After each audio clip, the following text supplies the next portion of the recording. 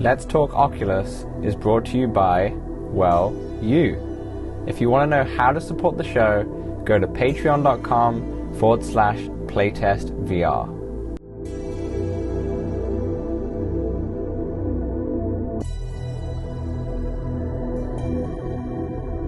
What's up, Oculus nerds? Welcome back to Let's Talk Oculus, episode 16. I'm Dan from Playtest VR, and the boy who shockingly hasn't played any Synthriders this week, it's the co-host, Samson. Hey, what's happening? Hey, Dan. Thanks for having me again. And yeah, no Synthriders this week, but that doesn't mean I was not in VR because I was busy. He's been a busy boy, and we'll talk about that a little later on. So what's happening in the show today? We've got pretty packed one again.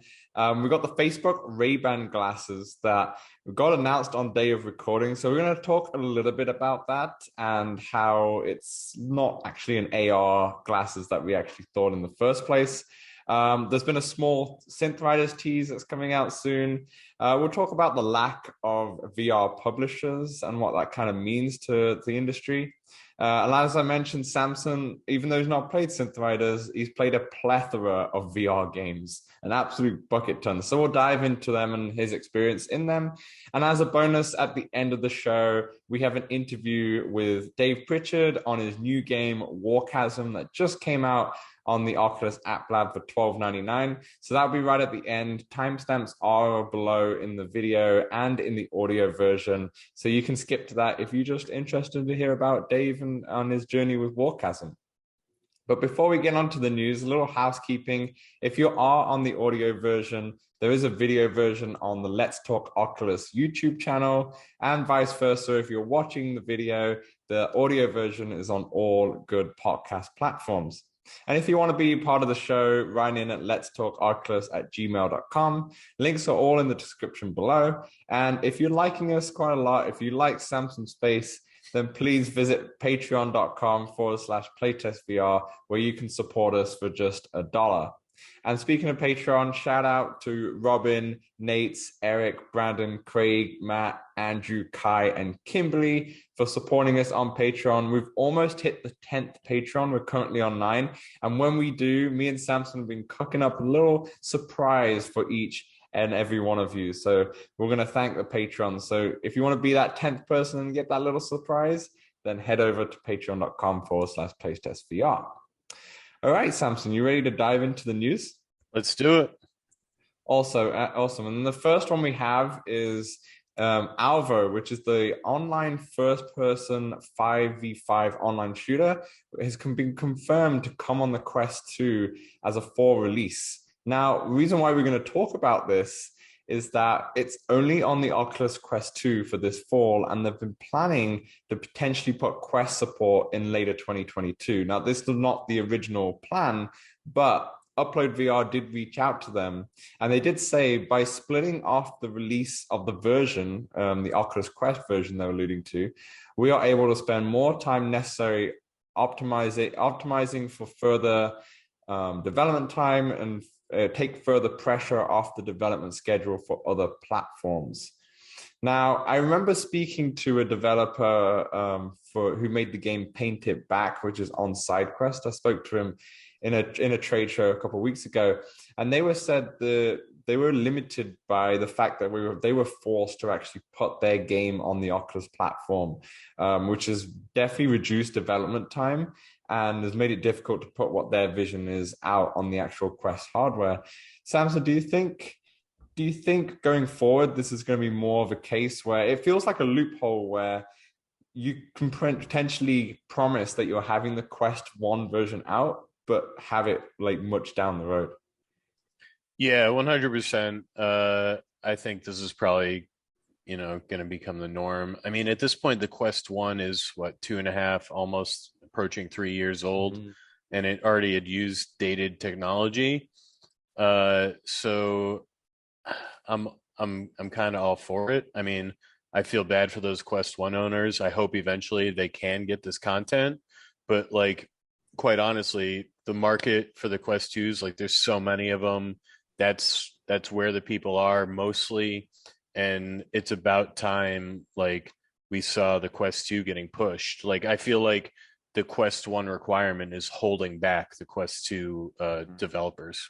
Absolutely. And we've already had After the Fall already announced this, where when they delayed their game from the summer to this fall, they also said the same thing, that the Quest 1 version will be in development later in 2022. And the only game that hasn't actually promised that is Resident Evil 4. That one has kind of got the green light from Facebook to say, hey, you don't have to bother. I think maybe that's probably because there's such a big, it's Capcom, it's such a big franchise. So they're like, you know what, that's fine. Don't bother with the Quest 1. Let's go straight for Quest 2. But I feel like they should kind of start to like lift those boundaries for some of these indie devs as well. If you look on the pancake platforms like Xbox and PlayStation, when the new consoles come out, like the PS5, they normally release the games on both PS4 and PS5 right now. And they normally do that for a good amount of time, at least for the big release window. And then eventually that will trickle off. And some developers would support PS4, but some developers would just be exclusive on PS5. And I think there's no problem with that. Having now that, like you said, it's been 3 years since the Quest 2 came out. It's been a year now. We're almost at the first anniversary. So I think going from 2022 onwards, there kind of should just be some Quest 2 exclusivity. I'm not saying every game should have it. If your game runs on Quest 1, absolutely make sure it's available for Quest 1 too. But if you want to make something massive, like After the Fall, like Resident Evil, and this game, which is like an online 5v5 shooter, I don't have any problem with that. But maybe we're in a little bubble, Samson, because we've got the Quest 2, and that's probably why we're saying that. Yeah, 100%. But yeah, it definitely shouldn't be all games. I think that there's a lot of games out there that can work on both quite well. And I suppose if you're creating like an FPS that's 5-on-5 that you want as many people as possible, you're probably incentivized to get it on as many platforms as possible. Definitely. But yeah, I just don't know about like requiring devs to do it. Like, let them make that business decision on their own. Yeah, well, the good thing, as far as I'm aware of for Alvo, is that they are going to be cross-play, so you can play with the PSVR platform as well, but it's only going to be exclusive to PSVR and Quest 2 for now. So we'll wait and see. I'm interested to see if for this game and After the Fall, if they are ever going to bother with releasing that Quest 1. Are they ever going to bother? Is it just a loophole that they've found? A fake promise? Yeah, I'd be interested. I mean, I feel like eventually it will, but who knows if that point, like, it will be too late. Yeah. Yeah, definitely. So yeah, I mean, I feel for the Quest 1 people, but then I think when it comes to 2022, I would expect more of this, to be honest.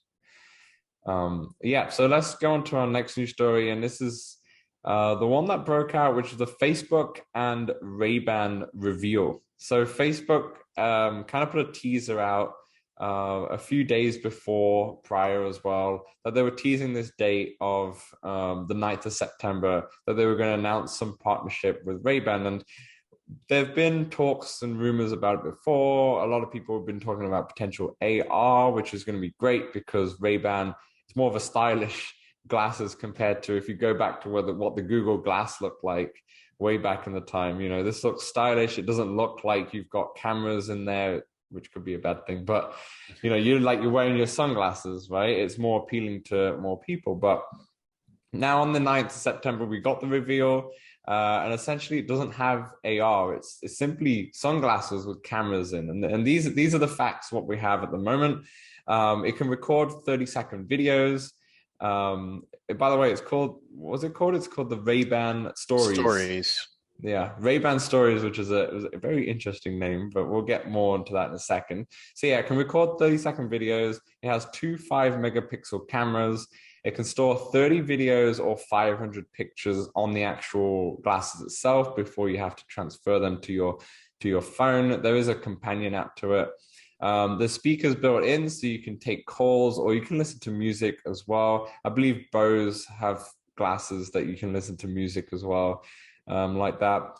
There's no AR, which is interesting because Mark Zuckerberg in the reveal, it's around it's like a 10-minute video where he reveals, and he simply talks about the glasses, and all of a sudden brings up AR, and he says that it's an important step on the road to make AR glasses, but he alludes that the technology isn't there in order to make it so small to put in the glasses for now.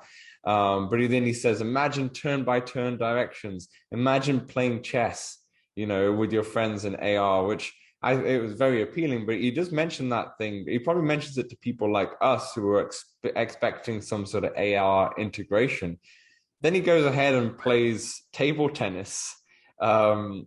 He plays table tennis and takes the video through the glasses and puts on the story. Now, I originally thought that he was playing 11 table tennis in AR, but Samson, he wasn't, right? There's an actual real table. No, he tricked you. Yeah, he was playing real table tennis. I think it was to show that like you can wear them and record while doing something more active. Yeah. It's just a weird placement of that in the ad. It definitely fooled me. I was like, oh, sick. Here we go. Because the first couple of minutes, I was like, oh, I'm not really interested in this. And as soon as he said AR and then he playing table tennis, I was like, okay, here we go. But yeah, it doesn't have that. But the price is $300 is the base price. It's a little bit more for Polaroid, a little bit more for correction lenses, etc. Just like how the sunglasses are normally, and they come in different styles. They're not just the one style. They've added a little privacy feature on there, so when you are hitting record, there's a little white light that comes on your glasses, and it is going to have voice recognition. See, there is physical buttons, touch buttons, like you can touch the side. There is voice recognition. That's what I was saying to Samson before the podcast. Actually, the voice recognition is you have to say Facebook to trigger it.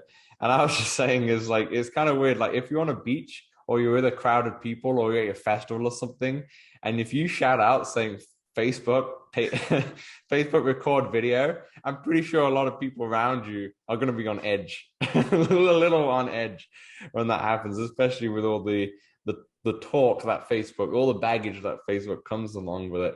But so we won't try not to talk about too much, because I guess in the end of the day, without being AR, it doesn't really have too much of a link to us Oculus fans. But yeah, since it's Facebook, Samson, what are your initial thoughts on it? And are you going to potentially buy one? I mean, they're just like not super useful, right? It's basically a lot of function that you can use with your phone, recording videos, taking pictures. The privacy is a little bit of a concern. Mark Zuckerberg like really emphasized that when there's an off button, when you turn them off, it's absolutely not recording. Really push that. I'm curious how like the call quality is, and if it'll be like talking on speakerphone like in public, or like if it's a bit more private. But quite honestly, I'm most interested in these simply because of a YouTube video made by Lucas Builds the Future. You can check out his YouTube channel. I highly recommend it. And he created like a VR time machine. He used the Snapchat spectacles. And basically he just created memories of like every day for an entire year, and then built a VR app where he could like go back and relive the memories.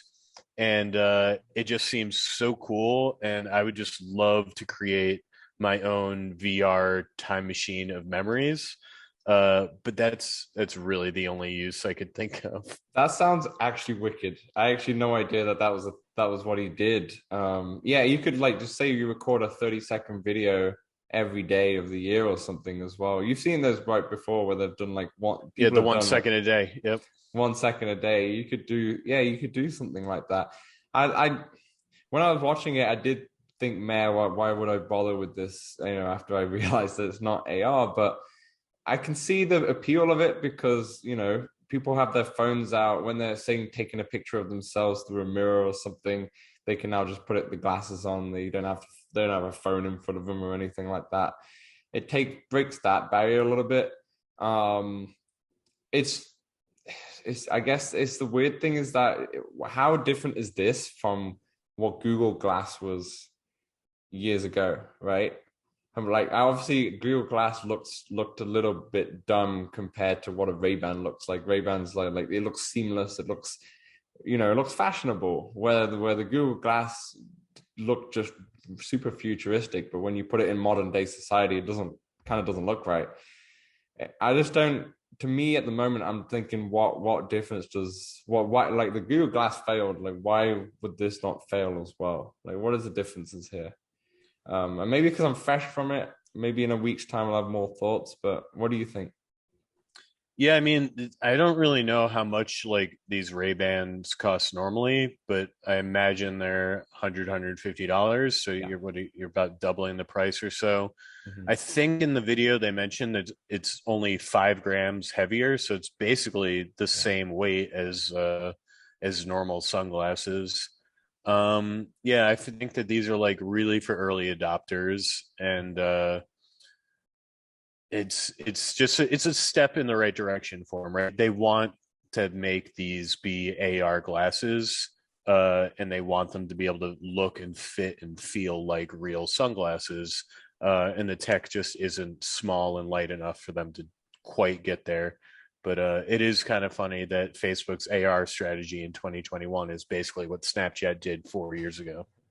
Yeah, I agree. And I think with the recording 30-second videos, they're trying to do maybe a TikTok in a way, trying to, that's the thing I think with Instagram. Yeah, Instagram it's owned by Facebook. They've incorporated stories in there, which is pretty much what Snapchat has been doing for a while.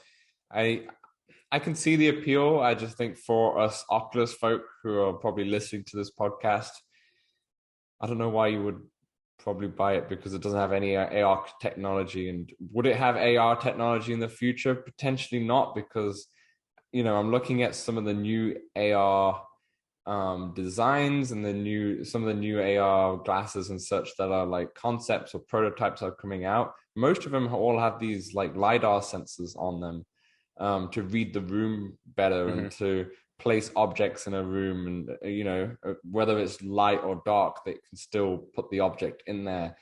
So I think that's what it's missing. I think if you put a LiDAR scanner in there, if they could, I mean, it's on phones now as well. If you could put a LiDAR scanner into there, I think that would have opened up a big potential. But maybe this is just the first step. But the thing is, he mentions it's an important step on the road to make AR glasses, but it has nothing in terms of AR. All it Yeah, just right. has is the two cameras and taking videos. So I don't see the link unless they are trying to incorporate some sort of AR through just those cameras eventually. I don't know. Yeah, who knows? Only time will tell. Yeah, only time will tell. Definitely, if you in the comments below on the video, or let us know at let's talk Oculus at gmail.com if we're missing anything there, or you decide, or you're thinking of picking it up. But yeah, I don't know why it would appeal to us, but hey, we'll see. We'll see if in the next couple of shows, Samson has these cool glasses on, because I feel like he might do. They did come out on Thursday, so they're available now. So if you do want them, $300. And you're right, I think they're about $150 normally, or $100 for some Ray-Bans. All right, so moving on, we've got Atlas V, who's the production studio that worked on VR movies and experiences like Battlescar and Gloomy Eyes. They've launched a new publishing distribution arm called Astrea, I believe is how you pronounce that. Their current lineup includes 37 projects across home headsets, location-based installation, and unreleased titles. Now, the reason why I brought this up in the news, I mean, we're all for like VR movies and it's great. But the reason why I brought it up is I wanted to have the little discussion here, Samson, is that publishers are big when it comes to games. But when it comes to VR games, there's not many publishers, to be honest. We've got Vertigo Games, which do a lot, and we've also got basically Oculus that publish games. There's not actual publishers. It's weird because with a YouTube series that I started off doing was like indie, like Oculus indies, but I realized that most of the games are indies in a way because they're all self-published. Do you think potentially going forward or do you think there's a gap in the market right now for a dedicated VR publisher, or do you think there's probably just still not that much money in it for them? I mean, it's got to be a money issue, right? If the money was there, the publishers would probably, Jump on it. jump on it. Yeah. So I think as VR grows as PSVR 2 comes out, like there's bound to be more publishers focusing or creating VR arms. Definitely. Well, I think with PlayStation, they recently, I can't remember because I didn't write it down, but they recently bought a VR studio like last week as well.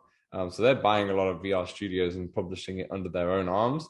But it's funny because you mentioned like the money potentially isn't there. Where the next thing I was going to say is that I Expect You to Die too, that came out what 3 weeks ago or 2 weeks ago now. Just made $1 million in less than 1 week of release. $1 million, which is insane. Yeah, it's wild. It's insane, which is amazing though, right? It's fantastic that you see that. We've seen the $1 million barrier being broken by other games in the past as well, but normally bigger games are normally like a bit longer time. And mostly like Oculus published as well. But I Expect You to Die 2 million less than a week. Did you ever get a chance to play it yet or not? I have not. I played a lot of VR, but that wasn't one of them yet. Yeah, but in the last podcast episode where we had PJ on from VR Verdict, he sang its praises. He absolutely loved it. I know Kimberly as well, the patron to the show, also loves I Expect You to Die. I don't know if she's played the second one yet. But that's really encouraging because it is like a straight up indie title. And I think developers must look at this and go, hey, there's a massive platform on the Quest. The Quest is starting to make its rounds, Yeah, there's a market out there for them for sure. Yeah, there's a market out there. And I'm wondering what the PC VR, I wonder what the breakdown was, because obviously I Expect You to Die didn't just come out on Oculus, right? So I'm wondering what the breakdown would be on different platforms. I'm seeing if it would be, but yeah. So that's I Expect You to Die. So you've not played any Synthriders this week, but they're teasing that something's coming. Do you want to talk about a little what you've just seen just before we started recording here? Yeah, it was about an hour or so before we started recording, and Synthriders on their Facebook page and Instagram and in their Discord, it just says something is coming 9/16/2021, and it's got sort of like two hologram humans kind of looking at each other, and I believe the audio is like Morse code or something. I'm not really sure, but God knows what it is, but I'm excited. Yeah, you've got like an image of two people. I mean, it's a video of like two people, like they're about to kiss, is what it looks like to me. There must be, I feel like someone who's listening or someone out there on Twitter, maybe as we're discussing this, people have kind of deciphered what it is. But there must be something linked to some sort of artist, I would say. Unless it's not what we think. It could be multiplayer or something. I was about to say, unless it's like human connection is what they're trying to bring. What would you think that could be though? Like as a multiplayer? Because right now they've got lobbies and such. Or do you think there potentially could be a different multiplayer mode involved, or I don't know, some sort of competition involved or something? God, I have no idea. I mean, I'm hoping it's more music, and maybe it's more experiences, something like that. I'm not sure. Yeah, but 1 week. Do you play any multiplayer in Synthriders aside from obviously the Olympic stuff that you were doing? Every once in a while, I like to hop in when I can remember on either the Saturday or Sunday synth sessions, because there it's just like a boatload of multiplayer rooms on. Got it. Fair enough. Yeah, I haven't played too many because every time I come on it as during the week, there's not many actually, but yeah, the weekends is where it's at when it comes to Synthriders. But yeah, we'll see what happens next week, and of course, we'll talk about it on next week's podcast. And I'm sure whatever is happening, if it's released on that day, I'll be in it. Samson will be back in it. Yeah, back in it. Which moves us on to what we've been playing. And Samson, I want to start with myself this time, just because I have so few compared to what you have. You have like a bunch of games that you've played. So we'll get on to Samson in a second. I've been playing 3 games. First one is Warchasm. Now I alluded to that in the summary of the podcast episode is that we have at the end of the show, we have a developer, Dave, who pretty much made the whole thing himself, made the whole game. We have an interview with him that comes up at the end of the show. But essentially what it is, it's even though what he says on the interview, he didn't really take light of Pistol Whip and didn't influence him at all. It has that similar feeling where essentially you're in this like runaway mine train, like cart kind of thing, and you're going through and you've got things coming at you. There's like alien creatures coming at you. There's like robotic people. There's cannons coming at you, and you've got two like laser pistols, and you're shooting it. Very Pistol Whip-esque, but it's really well done. I was very impressed when I put the headset on, and I played through the tutorial, and I was like, okay. And then when I actually went into the first world, I was like, holy crap, this is all done by one person. I was thoroughly impressed, and there's 5 complete worlds, 6 if you include the tutorial. It's $12.99 on App Lab, and it's a bit of a workout, isn't it, Samson? Oh, definitely. Yeah, this my back is killing me after playing this one.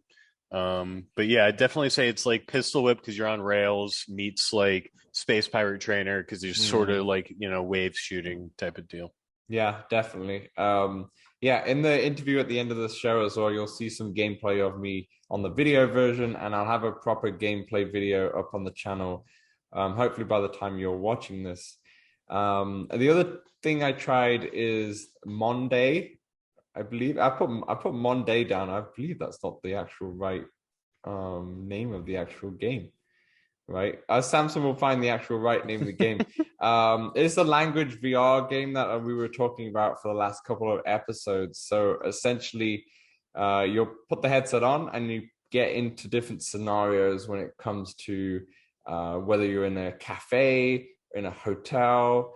You can pick a bunch of languages. There's a bunch of them on there, so you can pick, obviously ranging from English, Spanish, all the way to like Cantonese if you wanted to. There's a ton of languages supported, and essentially it's like a campaign in a way. You go in, you take the plane, and you're going to the place that you selected as your language. And on the plane, you have a conversation with somebody. On the train, you'll have a conversation with somebody. When you're in the taxi, in the Uber or whatever, you'll have a conversation. Did you find out the name? It's Mondly. Mondsley. That's why my autocorrect. My autocorrect on Monday. So Monsley, yeah, we'll have the links in the description if you do want to check it out. What I didn't really like about it was that even though I put it on beginner, I did Spanish and I put it on beginner, I still found it very difficult. I don't know if that's just because of me. I did take Spanish in high school, but it's definitely not the best at all. I just thought for a beginner, it's too much. I feel like for a pure beginner who's new to a language, you'd probably want to start with something like Duolingo or some sort of lessons online just to learn some key vocab. And then once you're ready, put yourself in those scenarios. It is pretty nice. I think if you're like on the intermediate level in terms of language and you need help practicing your speaking and dialogue, then I think maybe it might be a good fit for you. It's only $9.99 on the store. It's only $9.99. So I think if you're definitely in that intermediate level of some sort of language and it does support the language that you're trying to learn, definitely go give it a go, because I feel like it might be a good essential tool. Essentially what will happen is that someone will speak to you, say on the train, and you'll have prompts up on the side what you could respond with, or you can hide them and you can respond your own way.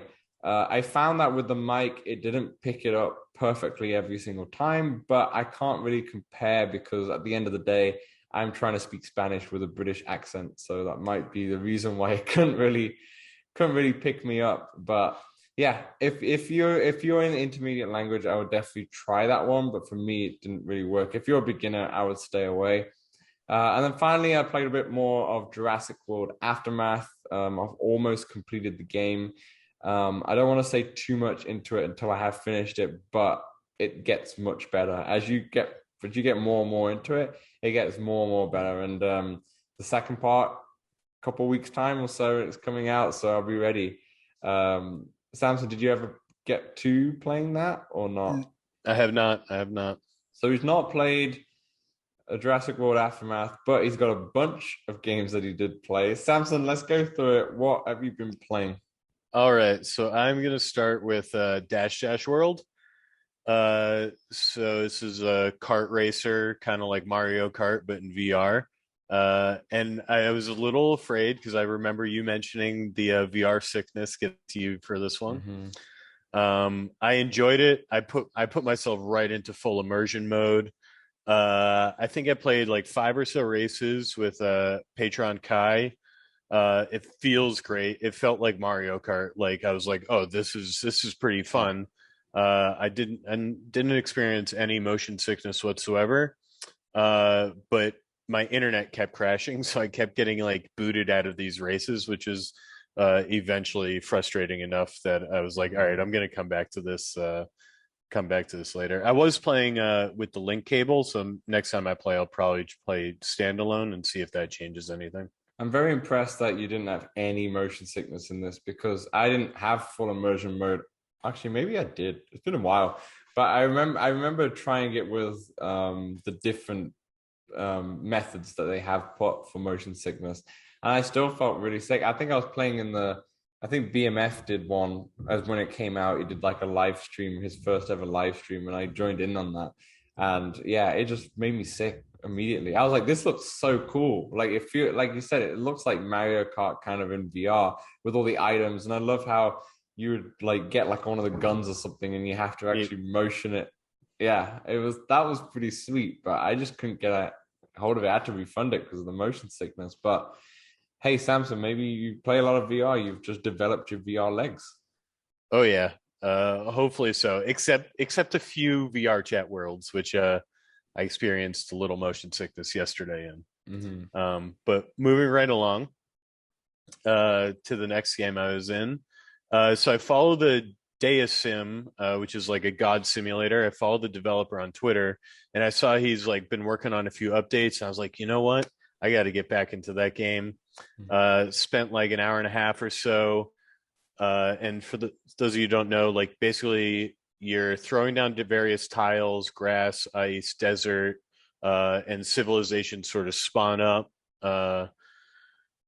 to about 8 of them, I think. And they progress. They start very basic with just like a wood fire, and then it gets all the way up to like roads. And I think to the future with flying vehicles, I've never played that long and gotten that far. And then like fires will start. You got to put them out with rain. It's a very relaxing game. I highly recommend it. It is available on App Lab. And like I said, the developer is continuously adding to that game. Nice. Yeah, I've not played that one before, to be honest. I'll definitely have to look at it. Has it got multiplayer in there? No multiplayer, and it's pretty much a new game every time you start. Like it does save, and you can go back to an old world, but every time I play, I just like to start new. Got it. And I'm always like, oh, this time I'm gonna build islands, or this time I'm gonna have like a big pool of water. Yeah, nice. It's nice to get lost in. It's very relaxing. There's no real like losing. I think I've never actually let things just like die, but I don't know what would happen. Yeah. Next up, I got into my usual VR chat every week. I try to get in there, check out the new worlds. There's like a Super Monkey Ball room. It's called like Super VR Ball. And you go around, collect like through. It's just like the platformer, the 2D platformer. You go around collecting watermelons and try to get to the end as fast as you can. Very well made for a VR chat room. It felt solid. I played with Kai. We both had a pretty good time. Are you actually in the ball essentially? So you're like running on top of the ball. So like you move with the ball. And there's things that like the ball can bounce off of. That would be a fun game on like using if that had like cyber shoes support or one of the VR treadmills. I think it'd be pretty fun. Definitely. That would be cool for sure. Yeah. Like you're actually having to walk on the ball. Yeah, exactly. Yeah. I think it'd be excellent actually. And then next up in VR chat, I found this club. It was like in the New Worlds. It's called Club Orion, and Mhm. you feel like you're in a real club. Like I walked in there, there's a bunch of seizure warnings and like flashing light warnings. Um, And you walk in there, there's a DJ booth, there's like screens, like blasting lights, there's a dance floor. There's rooms off to the side. There's like a bar, and at the bar you can get glow sticks. And they've got like I think 3 DJs a night, pretty much nightly. I think they mhm. start at like 9 p.m. EST. Um, Very cool. I think they're trying to get a big DJ party going October 1st and 2nd with some IRL DJs. But yeah, if you're into the club scene or like EDM, like I definitely recommend checking it out. I'm not sure if it's PC VR only, but I was just about to ask because yeah. like you said the big events on like October 1st, 2nd. My birthday's on October 4th. I could go to the club. Oh, yeah, yeah, yeah. Yeah, I'll have to double check on the PC VR only. It is like a pretty demanding room, but Yeah, you can always turn down like the flashing lights or things like that. fair enough. Um Next up, I got it back into cubism. I've been using the Oculus Link a good amount, and so I had to start over because I hadn't played on my PC. Mhm. And God, this game gets so hard, and but is also so relaxing until you just get unbelievably frustrated with whatever puzzle you're on. Is the AR support in there now, or is that not released to the public yet? It's I, still in I development. I don't believe it's released to the public. And when I was playing with the link cable, it actually like asked me to pick up my controllers. So I'm not sure Mm, if hand tracking works with the PC VR version. got it. Got it. Um, Played more Rec Room paintball. Ended up in this room with this guy named Joey, who is like the most unbelievable Rec Room paintballer I've ever come across. He had like over 45 kills and just won every game, and I had to leave for a less skilled room. And then last but not least, is available on side quest. It's Seeker VR, and it's basically Harry Potter meets VR. You fly around Hogwarts. You can fly around the pitch Yeah. on your broom. It looks amazing. It's like super impressive that this is like made by one guy. Like you can't go inside Hogwarts, but like all around Yeah. the Yeah. campus, so to say. I went by Hagrid's house. You can use your wand like to do move interact with some things. I think there's more to come. But yeah, definitely recommend. It's for free as well. Definitely recommend checking out Seeker VR. Nice. Nice. Um, and then actually, just before the podcast recording, I got into Goliath, which we talked about last week with Yeah. VR Verdict. I definitely recommend it. It's definitely not a light experience. Like it's it felt pretty intense, but I recommend it. It's free, and it took me about 30 to 40 minutes, I think, Was to sort of do the whole thing. Glyce on App Lab I or believe Goliath is on the main store. on the main store and it's free? That's very rare because there's not many free experiences, to be honest. Yeah. Um, so nice. Well, that's a lot of VR. So after yeah, so now the VR world, the virtual world, has now become Samson's reality potentially. Oh God. Yeah, don't worry. It'll go down once I'm no Yeah, longer unemployed, but I've just got a lot of time to kill. yeah. It sounds good though. Like I'm really interested in that club.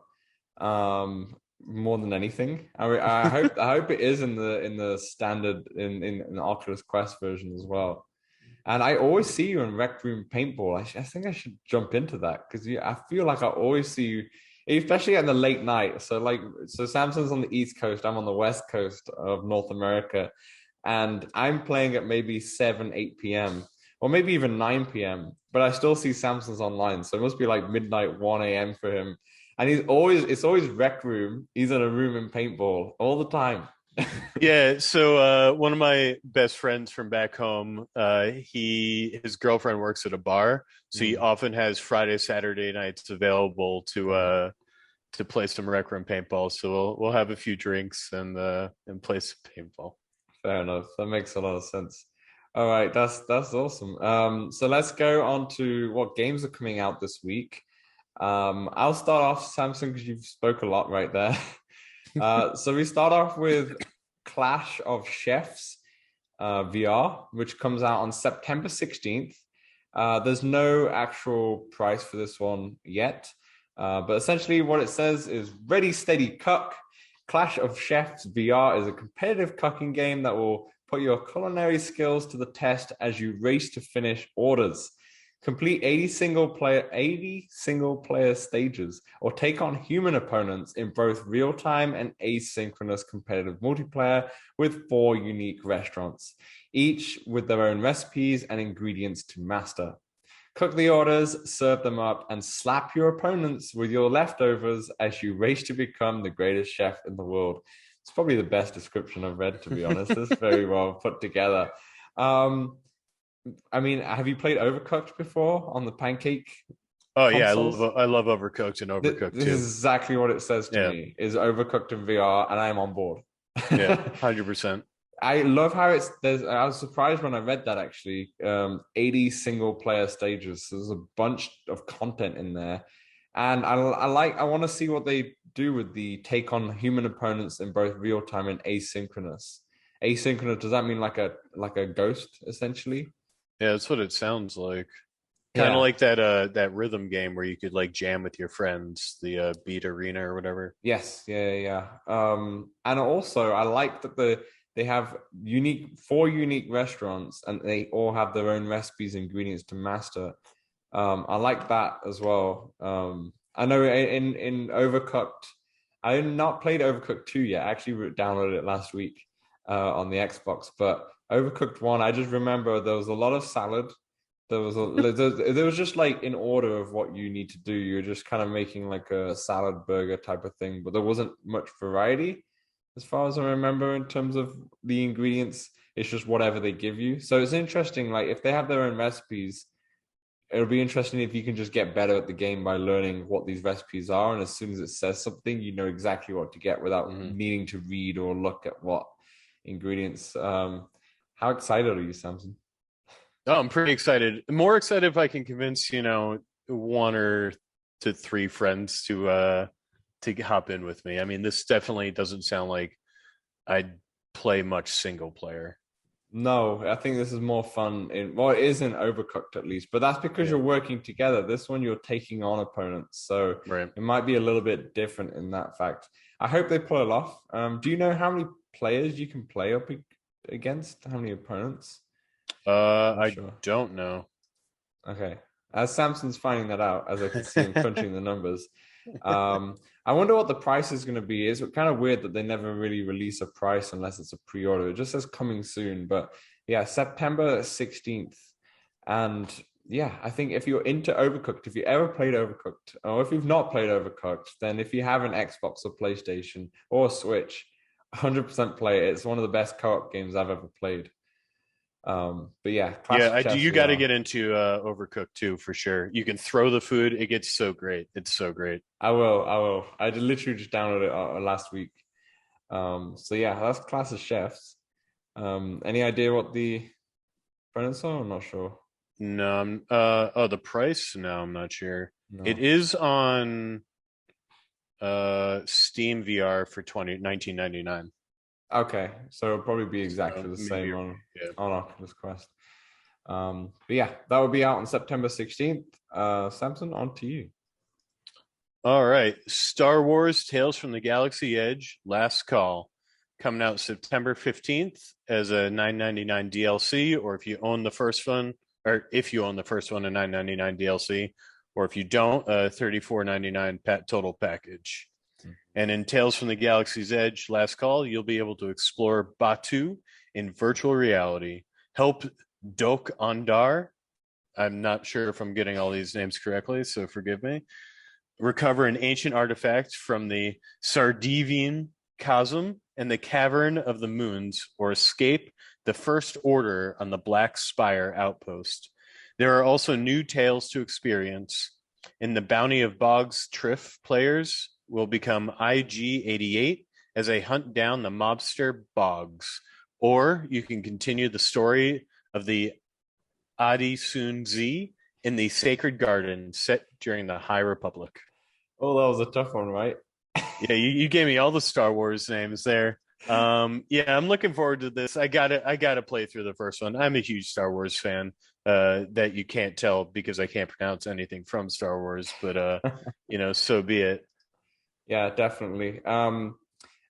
I haven't played the first one yet, but I will now because it's obviously going to come out on the 15th. So I want to talk about it. I want to play both of them and talk about it for the next week's podcast. So I'll definitely be playing both. You already played the first one, right? Or did you No, wait as well? I haven't. I waited as well. So I think it's homework for both of us for It's next week. homework, yeah, homework for both of us. PJ was on the podcast last week. He spoke highly about Star Wars Galaxy's Edge. He really liked it.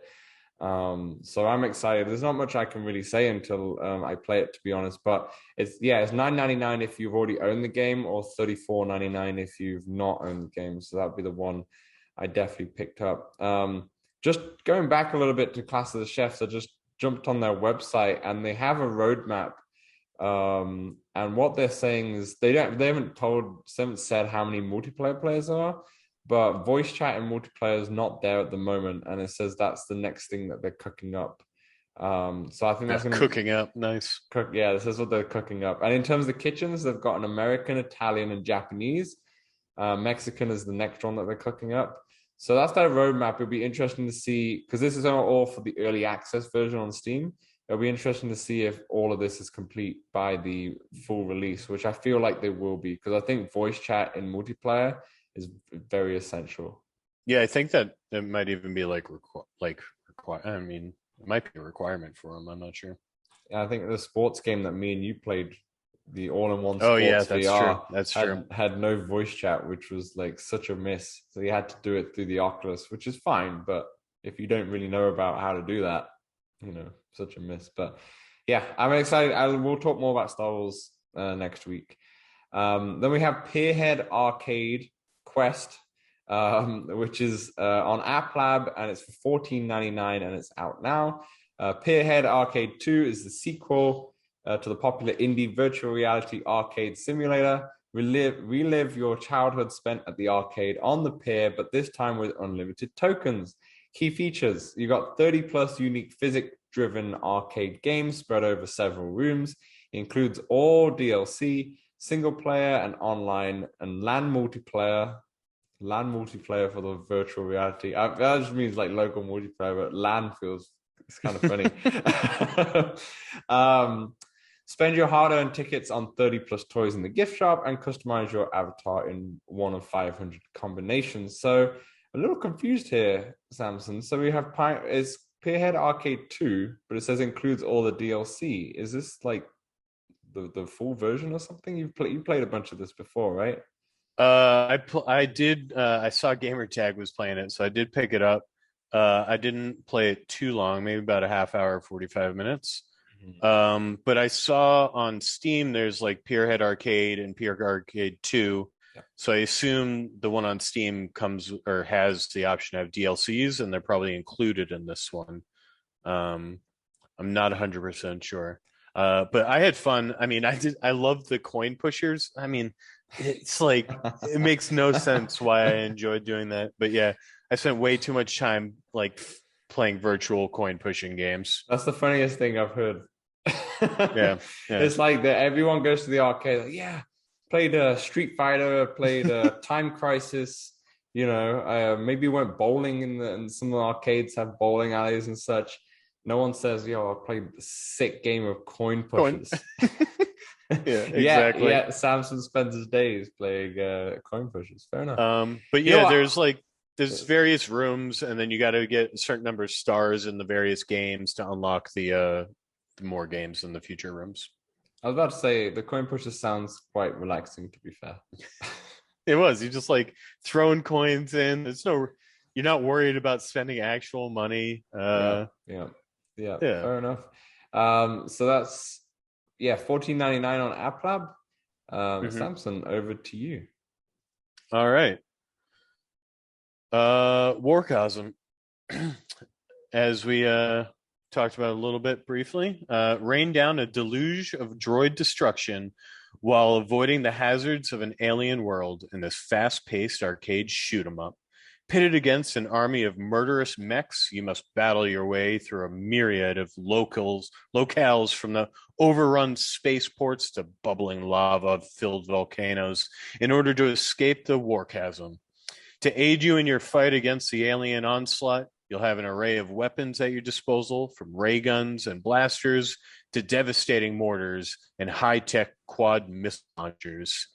You'll need a cool head, a keen eye, and razor-sharp reflexes as you fight off the alien horde and make your way through this perilous VR adventure.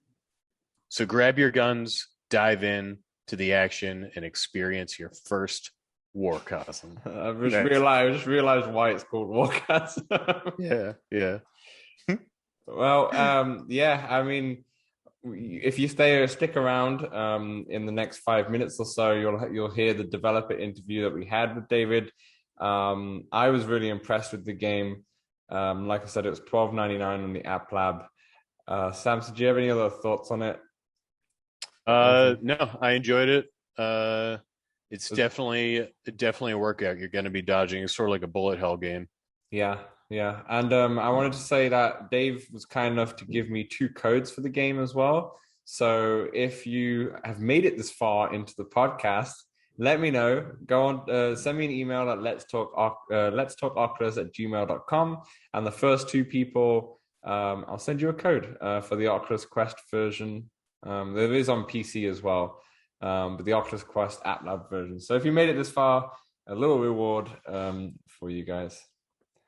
So we have the last one. Oh, we have 2 more actually because we have T for God, which is out now on App Lab and it's for free. This has been on the SideQuest platform for a while now. Travel you using your own feet into the depths of an AI temple. Doesn't matter how much space do you have. So I don't edit all these descriptions. I literally copy it from the developer's thing. So this is why sometimes it's kind of funny. Okay, doesn't matter how much space do you have. The game will try to make the most of it and will fit the procedurally generated worlds in that space you have. So this uses AI. It's a room scale game. I've never played it, to be honest, but Samson, you have thoughts on it, right? Yeah, I've played a little bit of it, not too much. You do need at least a 6x6 area.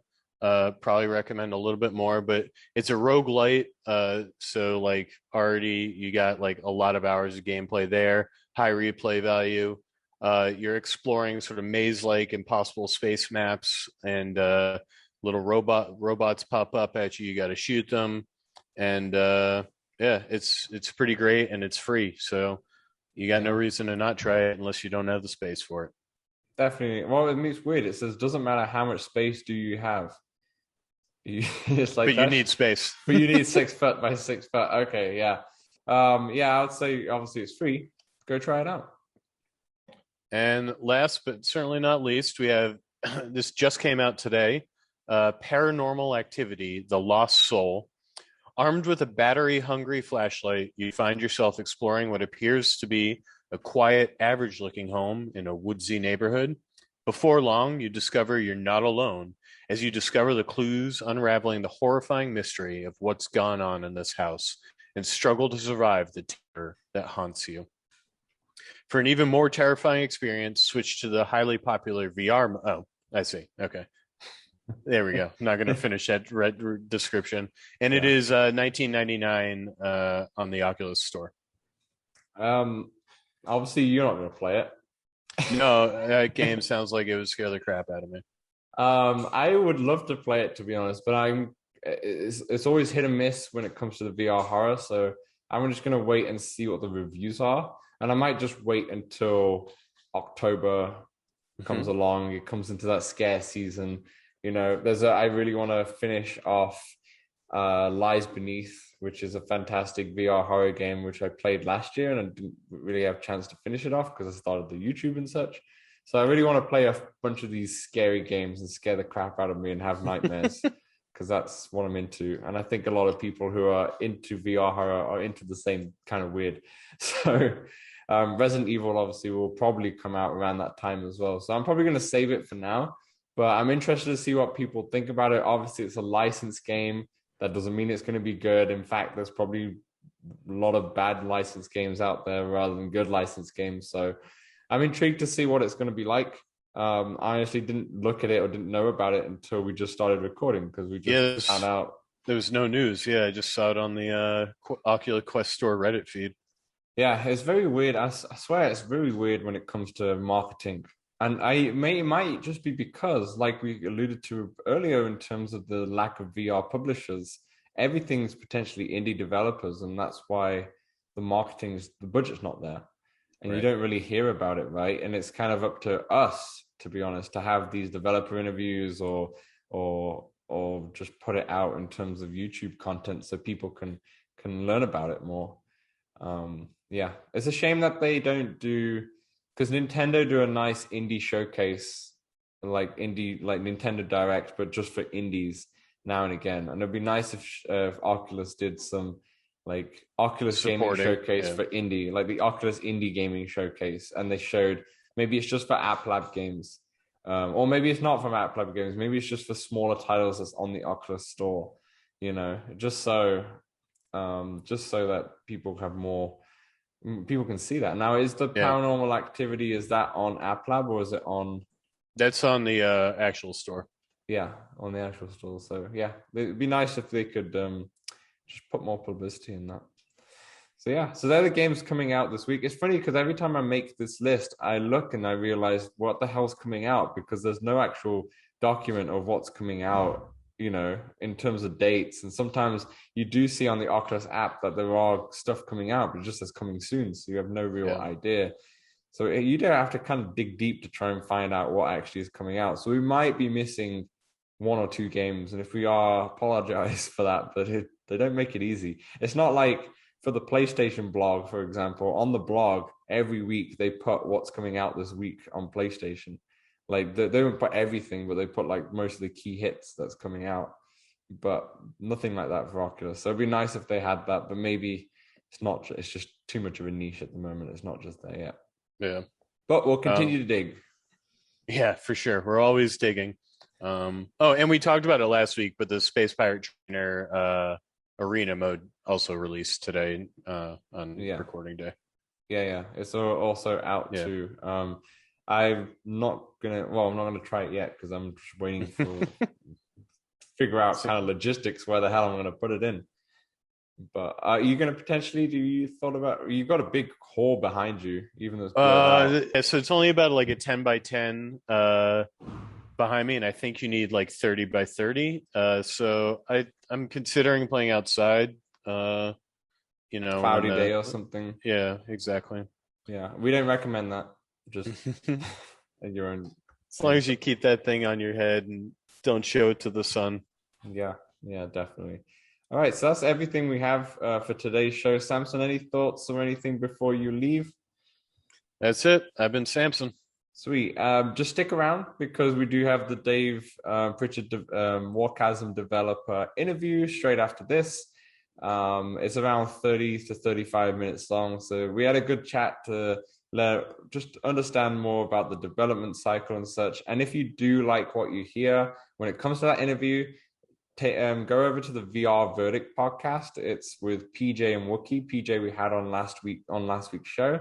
They have like a full hour plus interview with him, going through a little bit more in depth that we have here. And they normally have more developer interviews as well. So definitely check them out. And yeah, there's Samson. I'm Dan. And we'll catch you next week after we played a bit of Star Wars. Anyway, so we've got the pleasure to talk to Dave Pritchard here. We're going to talk about his new game, Warchasm, which just came out on App Lab on the day of recording, the 9th of September. So last week for you guys. Dave, congratulations on the game, your first game in App Lab, correct? Yeah. First game full stop, actually, to be honest. It's there was a PC release, and but yeah, the goal was to really get an optimized Quest version up and out there because it's the platform of choice nowadays, isn't it? So yeah, definitely. It's on App Lab, and Thanks very much for having me on to talk about it. Do you want to let well, we're going to talk about it in the podcast anyway, but do you want to let the viewers know kind of like the synopsis of what the game is? I think I was chatting with the guys who put VR Verdict actually a couple of weeks ago, and one of them I think coined it best. He said it's like the minecart chase from Indiana Jones, but you replaced Indy with Han Solo. That's what I actually put that on the store page in the end. I'm like, I think there's still that's going in. So it's and that's pretty much it. You're in this sort of minecart. It's an on-rail shooter for the most part at the most basic level. But as you're sort of tearing through these tunnels, there's all sorts of robots, drones, and sort of things that are appearing that you need to take out. You've got a bunch of special weapons to aid you in that. The more fun aspect of it for me, and the thing that seems to sort of really sort of ring a bell with people, as it were, is as you're running through the caves, there's all sorts of outcroppings and things like that, booby trap stuff coming out, things falling out the ceiling, coming out the walls. So it's a very active game. You've got to be dodging and ducking all the time. And there's sort of sections of track missing and stuff like that. So you need to be pushing on the sides of the minecart to sort of tilt it over those sections. So that's the sort of general premise, and it takes place over sort of five different worlds, from sort of like canyons and caves to sort of like volcanoes and ruins and stuff like that. And for the video viewers of this podcast, you would probably be seeing right now the little gameplay that I'm doing with on the little cart there. So it takes a lot of inspiration from Pistol Whip, or at least it feels like it, right? Where it's like a rhythm game. You're shooting left and right. You're moving like crazy. Did Pistol Whip come into your mind, or did any other games like that come in your mind to inspire you for this game? No, not really, truth be known. A lot of the decisions came from being a solo developer. I mean, I had a very limited bit of help. A friend of mine ended up doing most of the sound design. I'd sort of started it, and he sort of chipped up and offered to do that. My partner did a handful of the textures for it, but the rest of it, the soundtrack and all of the development, all the models, animation, everything, that was on me. So, when you're in that position, the first question you've got to be asking yourself is what can you make? You've got to be realistic about it. And to be honest, the idea kind of came out of that. It's like, okay, it's like, well, what if you're in this limited space and you're on a set path and what can we actually throw into that? What mechanics can we throw into that to make it more interesting, like the tilting and the dodging and stuff like that? But no, Pistol Whip really didn't come into it at all. And I'll say something. I know people love it. I'm not actually that much of a fan of Pistol Whip, and I know you guys love it. We love it. We're absolutely mad for it. So it's just one of those things. Actually, someone said to me earlier, just chatting on Twitter, it's turn the auto aim off, and it becomes a lot more fun, a lot more of a challenge. It becomes more of a shooter and less of a sort of rhythm action game. So I think I'm going to give that a go and revisit it, because 100,000 players can't be wrong, surely. It gets a lot harder. That's it. So I should. I mean, the other thing as well with what you're saying about where it goes. When you're developing, you have so little time to play games as well. It's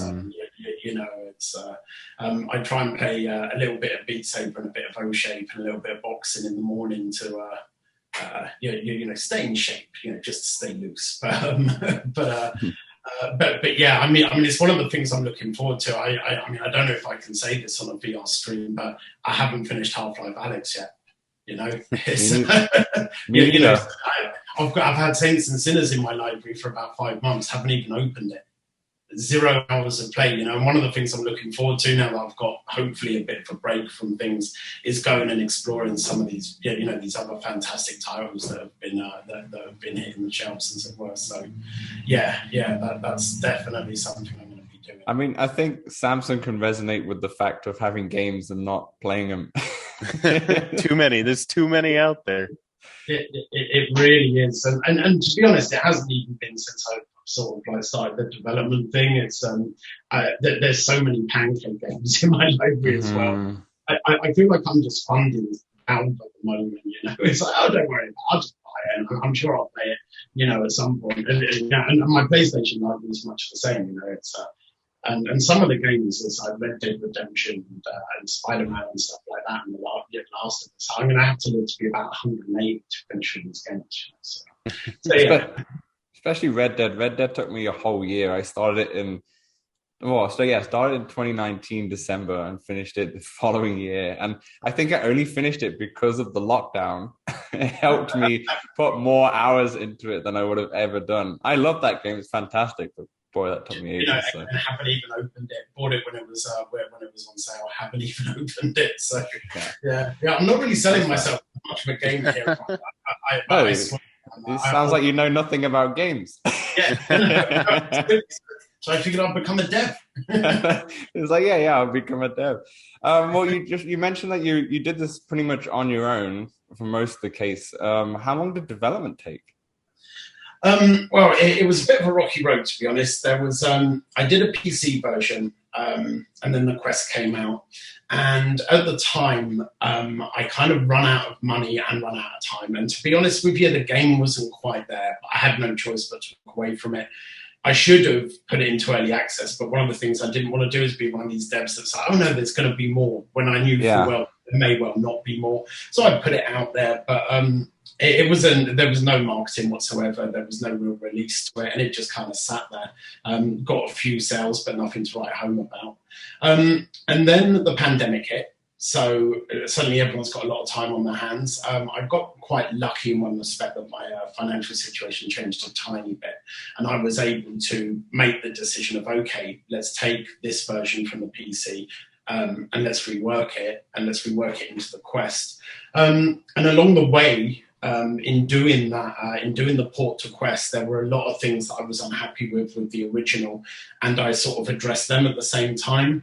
So then once the Quest version was done, I then actually ported it back to PC, and then I added a few more bells and whistles and things. So, but it was essentially a year for the PC release, and then another year for the Quest release. When I first sort of tried to run the PC project on an Oculus Quest, I must have been getting about 11 frames a second. So slow. It's and then as I went through, turning things off, turning effects off, turning off various different things, I come to realize that, and this is something I've said a couple of times now, is it literally, if there were a list, there is a list of things that you just must not do when you're developing for mobile, and I had done all of them. It's like I've used them as a development guide. It's I think if I knew sort of more what I was doing at that stage, the port would have taken something like about 3 months, but I ended up going back, pretty much rebuilding the entire game, changing how everything works. Moving forward based on that experience, to be honest with you, if I do another game, it will be I will probably build for Quest first and then move up from there. Right. Seems to be because there's just more headaches to solve. So if you can get that in the bag, then your PC version's going to run like a dream. Yeah, that makes sense. A couple of years and all. To be fair, I guess that's for everybody, right? If this is your first ever game, so you're gonna do things the long way around, right? You're gonna not know how to do the shortcuts or not know the most efficient way forward. But then when you go on to your next game, like you said, you'll probably do it on Quest first because you now know that's probably the better way to go forward, right? Yeah, I would say so, just in terms of making sure everything's optimized. Some of the stuff, when you go back and, it's been a year of development, when you go back and you look at something, a system that you put together 8 months previously, and some of these things I'm looking at and thinking, what was I doing? Was I drunk when I did this bit? It's like, and suddenly, with 8 months more experience, you just look at it and you think that is so unelegant. I reckon we can do that, with half the work, So, but you live and learn, it's there is a learning curve to it. I was lucky on the dev front that I come from a background in audio and also a background in animation. So I had like the skills in my ZBrush Substance, Logic Audio, all of that. The bit that was missing was the game engine. So yeah, that's where the learning curve was. But it's kind of the heart of it, it's that most important bit. And what game engine did you decide to learn? And did you just all like self-taught, or did you do it through a course? Like, how did your first development career start? I kind of fell into it by accident. I ended up using Unreal Engine. There was this sort of perfect storm. I was around at a mate's house, and another friend had come round. He bought a PlayStation round with the old PSVR for people to try. And I tried the game London Heist, is it? Yeah. And and at the beginning of that, you're sort of tied to this chair, and there's this guy threatening to torture you. And I was actually thinking, like, God, I'm not sure I like this. This is a bit much. And the moment I realized I had that thought, I was just like, this is incredible. The fact that a game has never made me feel that, to actually properly feel like, I'm a bit worried. So there was that. At the same time, my partner was getting a bit cut up with her work and wanted to look into sort of programming and stuff like that. And because of her, I discovered Unreal Engine and found this node-based system. And then Brexit happened, so we decided to leave England. And the company I was working for had been bought out by an American company. They offered me a different job, but I just thought it was time. I thought, okay, I really want to get into VR development. Let's head for the hills, get out of the country, give up a job.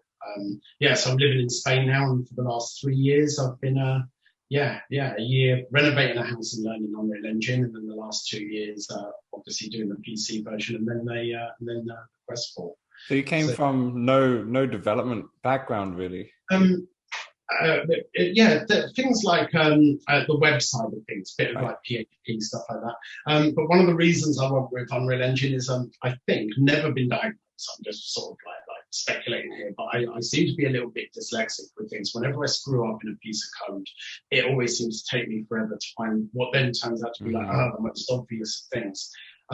So when I sort of saw Unreal and its node-based system, where it's very similar to like working with modular synthesizers, or very similar to sort of to how Maya works, that's essentially node-based. And I just looked at it, I just fell in love with it. I thought, yeah, I can do this. And because of my sort of history in audio and in animation, I had all this stuff ready to go. I was just grabbing models and throwing them in, and textures and all of that, and got up and running very, very quickly. So yeah, although I didn't really have any sort of development experience when I started, I had all those other skills that developers look for. Yeah. So I mean, I could have at that point sort of gone and found a developer, maybe like, look, I've got the artwork, the audio, the animation, all of that inside. But it just seemed easier to, I can do this. I'll just do it. It's just quite inspiring to hear your story, because there's a lot of people, especially as the industry grows and grows in VR, want to get into it, but they think because of how complex VR is, they don't have the time to have a career change, or they essentially it's another lifetime, to get into VR, because first you got to learn the mobile app and then get into VR, right? You've 3 years. I was very lucky in that I wasn't doing anything else. I put everything else on. Most people are in a situation where you're going to be doing a 9 to 5. And when I very first started, when I was still in England, when I started looking at Unreal, I was sort of in that situation. But when I got here, the options were sort of go and find a job in Spain, or just run with this. And I decided to just run with it. And obviously, when the pandemic hit and everything, just hours and hours. But something else I'll say there is, because of the way I wanted to learn it as I was going, I built everything from scratch, sort of thing. So, the whole sort of VR setup I built from scratch. I mean, it's in Unreal Engine.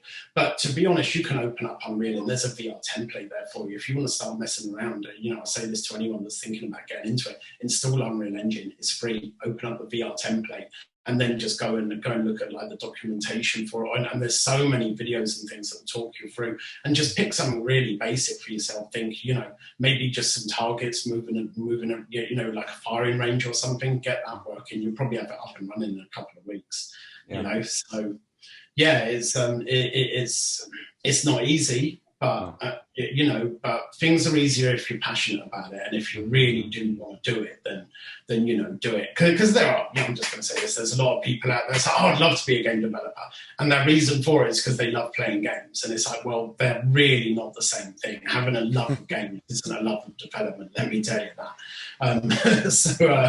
But yeah, but if you are, you know, really, really like creative and you know, have a fairly technical, you know, you're fairly technical minded, then yeah, I'd recommend it. It's fantastic. I mean, it's great seeing the stuff you're making come to life, and especially in VR.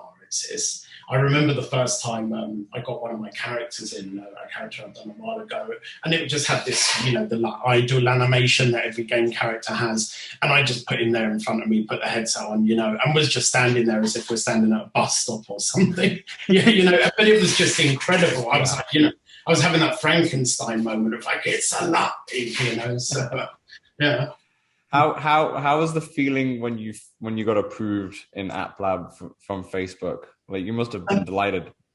It was a bit of a shock, actually, because everyone had been telling me, and I think we might have even spoken about this from the Spatial 8 thing, is, you know, it's 5-6 weeks, it's like minimum, and there's so many applications now, and they're struggling to deal with them. So I thought, okay, you know, let's relax a little bit, you know, it's going to be a while before we hear anything, so I can take my time with things. And then, yeah, in the end, it took a little under 2 weeks. And then it's like, okay, you're approved. And it's like, well, you know, I'm not ready. So, you know, I thought I had another 4 weeks to go on this. So this last week has been the last sort of week, 10 days maybe, has been absolutely insane. It's just trying to get everything, you know, 100% polished and finalized. It's been crazy, but it's great getting on there. Yeah. On the procedure to get to App Lab itself, once you are approved, does Oculus or Facebook give you a timeline when the game is, or do you still have control of when it can be published? Here's the thing. I had a bit of a problem with this. I don't want to sort of go too into, but they never used to. It used to be that when we approve it, and they even said, it even still said when I submitted it, when we approve it, it will just go live, just so that you know. Okay, all right, that's how it has to be. That's how it has to be. And then they approved it, and there's this schedule button. So I scheduled it, and then I started submitting it to various pages and things. And when they were sort of like looking at it, because it wasn't published there, but they could see it, it had no price on it. So it got listed as free in a couple of places. God, no. It's definitely not free. You know, I'm generous, but I'm not that generous. So yeah, that was a little hiccup to deal with this week. But you know, it wasn't anyone's fault. It's just one of those things. So yeah, but yeah, it's yeah. So now you can schedule them. So you know, developers be warned that I would, you know, make sure your game is out before you start approaching anyone about it. It's funny how your timeline was, because we were talking in Spatial Ape a couple of weeks ago or so, and we were talking to different developers about this, how they were waiting so long. And when all of you left, I came back into Spatial Ape to watch the VR Verdict podcast, and they had a couple of developers out in Tokyo who were working on a game called Paint It Back. And they were saying how it's on SideQuest, but they submitted to the Apps Lab. They rejected it because there was a bunch of problems, and now their timeline's looking 6 months until they can fix everything. So it seems like an absolute headache, but for you, it's like, yeah, I'm on. Let's go. Yeah, it's a breeze. Do you know, I think it's just fate liking to prove me wrong. So one of the things I was saying when we were chatting there is like, you know, you've got this big long wait. I'm all like, you know, surely Facebook can hire a few more people to get these developers on that platform. In the end, it took less than 2 weeks. The other thing I remember saying is, and even when you're on there, you know, if someone types in the exact name of your app and they show 50 other apps before yours, I've now realised that it does show you these other apps, but it's just working off the words that you've put in it. Because my game, as far as I can tell, I've tested this a few times now, because Warchasm is one word that doesn't actually exist. When I type it in, nothing else comes up. So if someone types in Warchasm on App Lab, it's just my game set there. That's the ultimate marketing. Yeah. So didn't they used to call them like Google Wax or something, where you sort of put back in the day to come up with something that where there's only one sort of search result in the engine. But but I'm completely in my words on everything that I said that I said to Dan in Spatial Egg Post. Like, doing the developer around thing, and it was moaning, and then instant approval. Absolutely. My other suspicion actually is that where you're saying people have submitted apps and they've been rejected, I was so desperate to make sure that I wasn't going to have that problem and go down that road that I sort of submitted it, and I thought, oh no, I don't think that's right, and then cancelled it and submitted it again. I must have clicked submit and cancel about 30 times. So there's probably some sort of support guy sat at Oculus just seeing Warchasm flashing up on his screen and disappearing. Something. And probably got to the point where his manager said, like, for God's sake, like approve that app, just stop that from happening. What is this? Yeah. So, we were very lucky. So, it's been. It was great. A 2-week wait. Yeah, I'll take that for sure. On the game itself, I know how much me and Samson always talk about these rhythm games, these pistol whips, these Synthriders. One of the big things that we love about them is the exercise factor of them. Well, it's like you're not intentionally doing exercise, but it's a byproduct of the game. Did you ever expect that your game was going to be like that? Because I know Samson's been telling me that he's sweating buckets when he's in the further levels. It was a tough one. It was never the idea. The idea was like shooting things, dodging things. But it's I'm kind of this eternal optimist actually, and I think in my head I didn't. You could just dodge things for 10 minutes, can't you? Everyone does it. Just dodge things for 10 minutes, and then and I seem to be okay with it. And then as I've started watching people play it, getting people in to test it, and now seeing streamers do it, I'm seeing people ending up, covered in sweat and getting out of breath and stuff. And it's, it's great. It should be. I think VR should be, physical.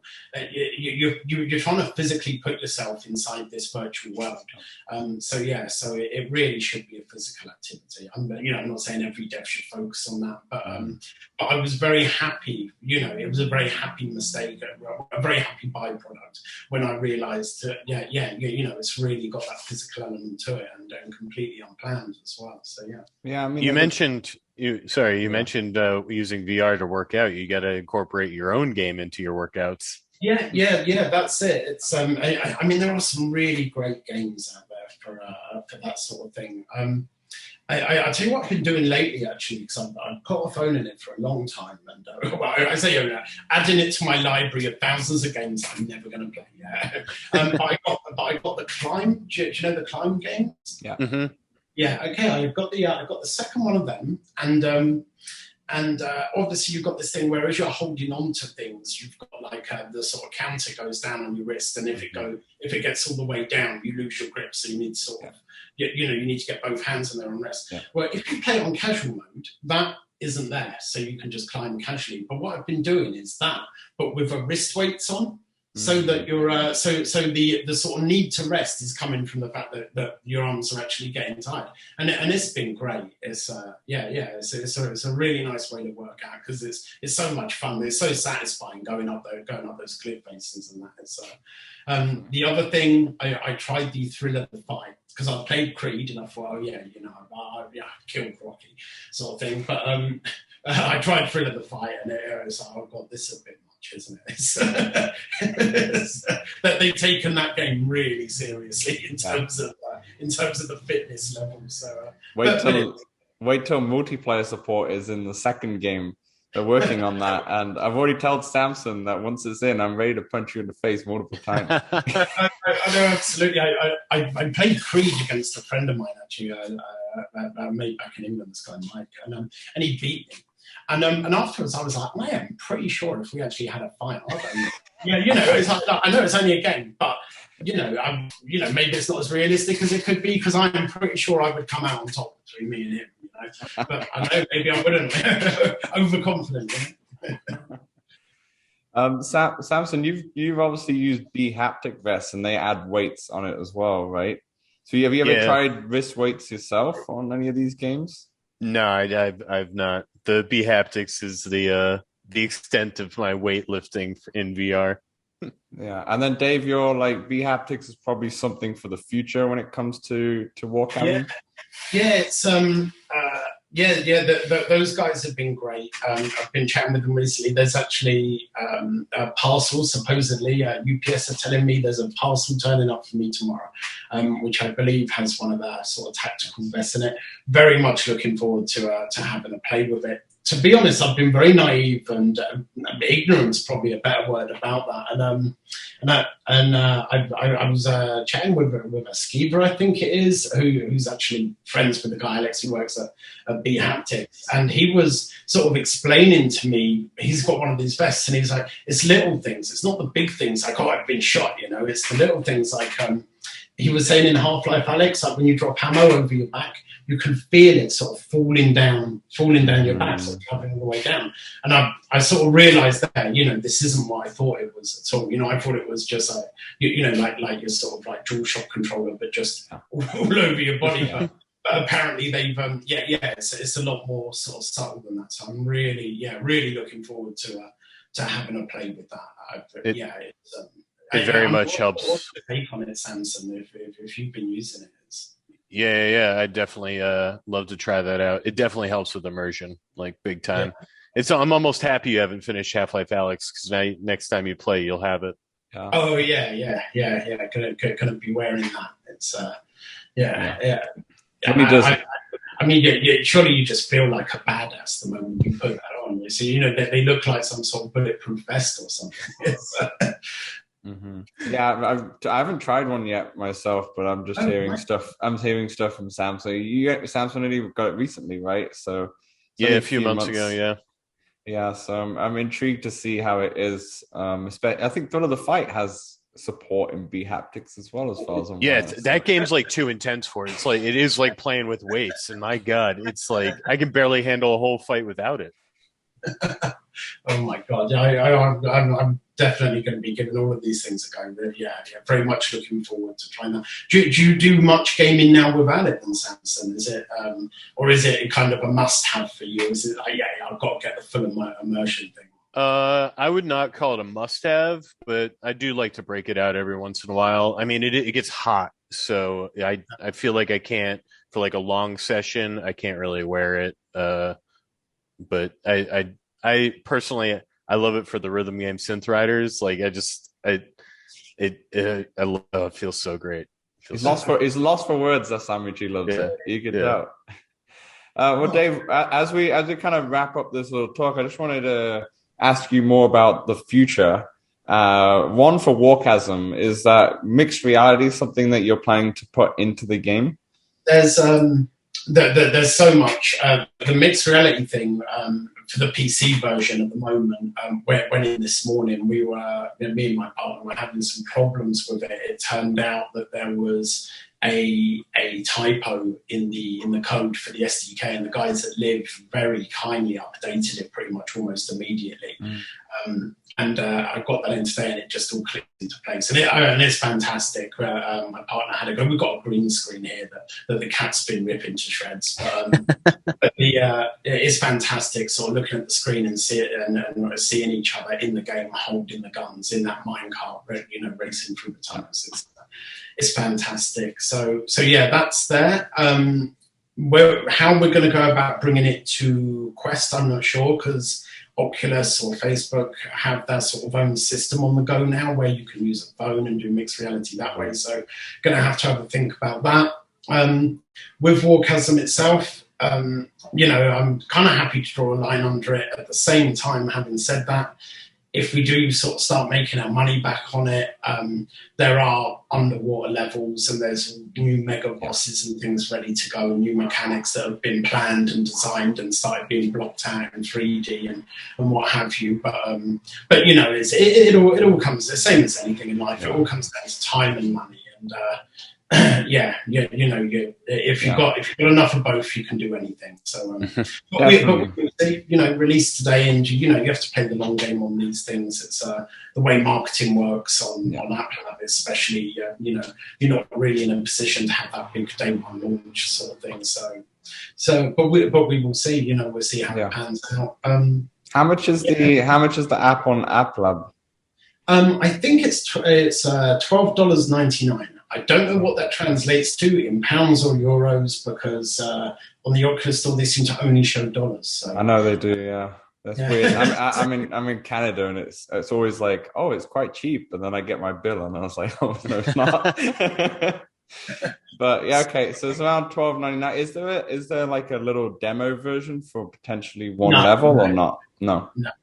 It's just the game as is, there and ready for you to play. So yeah. Okay, definitely. And there's a lot of content in there, though. Is there? I believe there's 6 worlds. Am I correct? Is there 6 worlds?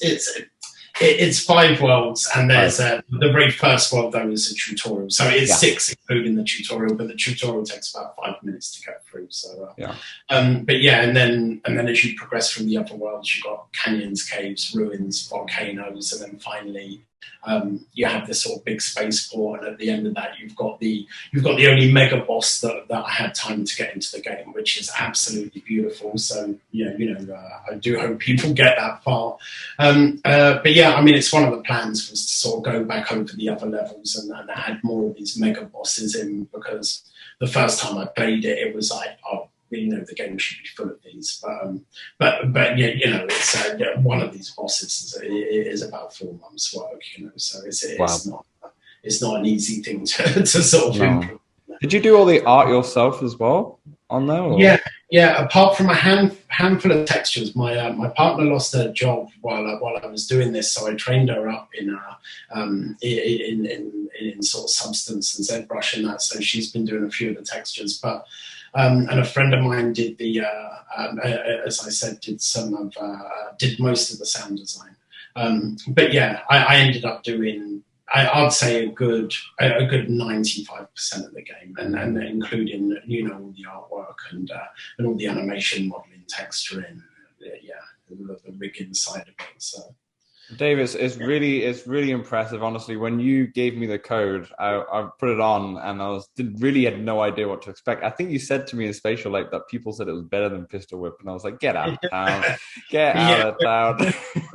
Very tongue-in-cheek. Strangely though, one of the streamers that we gave it to has stuck a review on Oculus, and he's actually written that in the review. So I don't know whether that's going to rub people the wrong way or endear them to us. But well, I think it's a compliment in the fact, because Pistol Whip is beloved. I know you're not a big fan, but it is beloved by a lot of people. And when I was playing through it, when I did the tutorial, I was like, because everything's all in the Matrix style, and it's like, I was like, I was wondering, I was like, is this the whole game? Is it like this? And I was like, maybe there's a missed opportunity. But then when I went to the first proper world, I was all of a sudden started smiling. And then when the cannons started coming at you, and then they'd come at you and you'd read them, and then the next level, they know you, so one of the cannons will actually come at you because they'll know where you're going to judge, and it's really well done, and I'm very impressed with the game, especially as you've done it all yourself, pretty much 95%. So yeah, I would definitely recommend people to pick it up, especially at $12.99, and especially if you've just finished Pistol Whip, Smoke and Thunder. I want some more.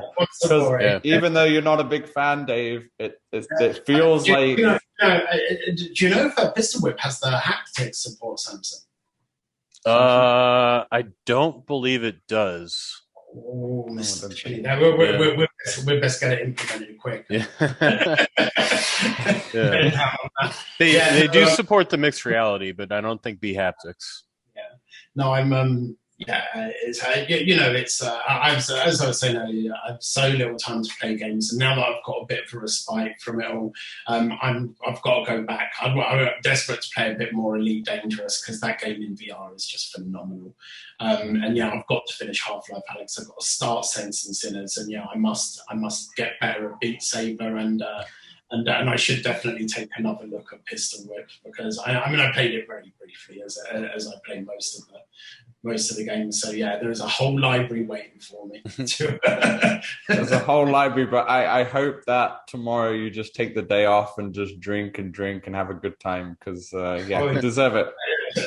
Tomorrow, that's the beer's waiting for me in there, mate. Oh yeah. No.